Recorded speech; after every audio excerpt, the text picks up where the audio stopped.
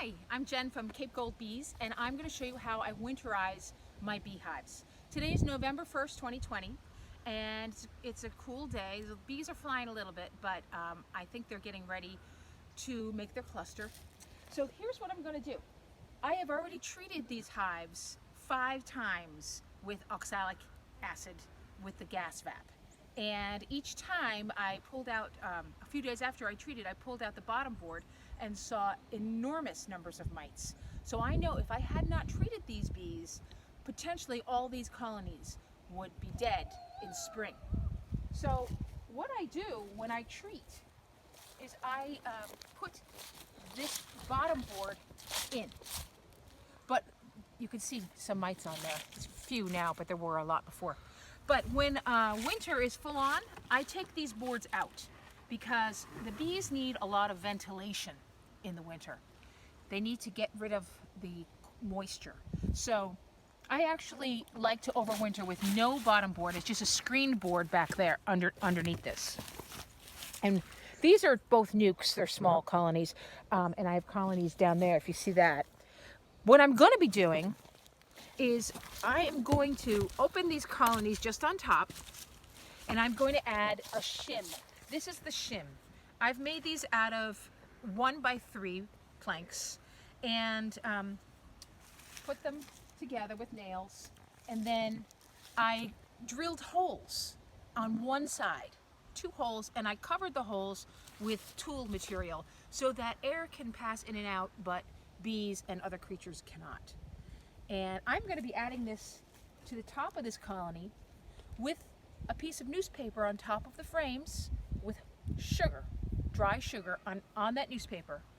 Then I'm going to put on the inner cover, then a piece of Homosote, then the outer cover.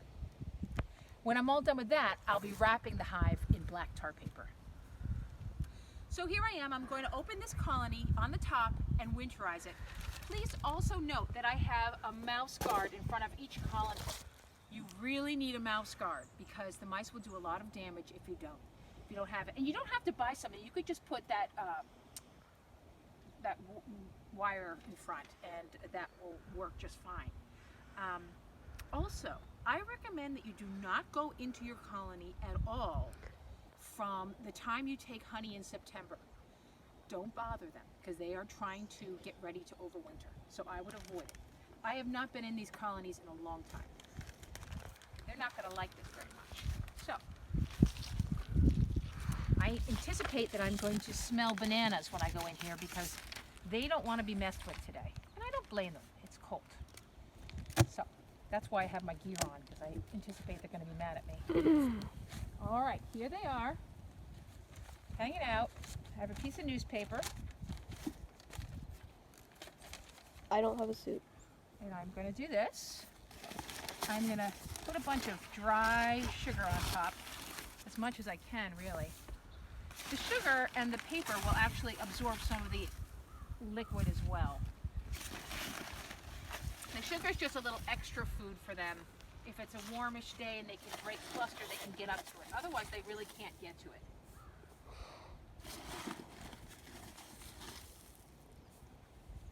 A little more.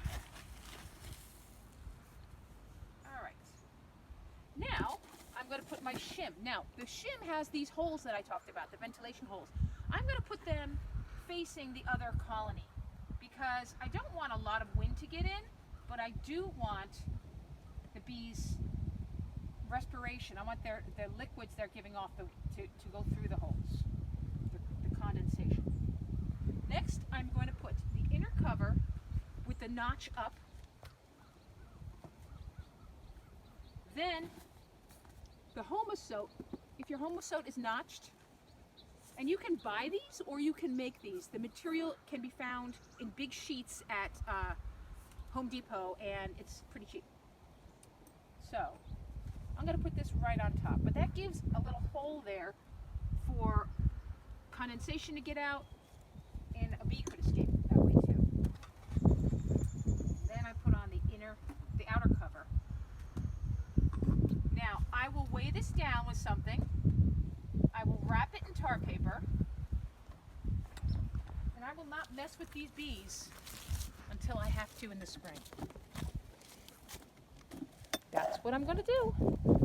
So that is how we overwinter here at Cape Gold, and we've been pretty successful so far with this. Here's a nice weight. Thank you, Joe. I also will probably tie this down with the ratchet straps, and just in case we have some high winds in the winter.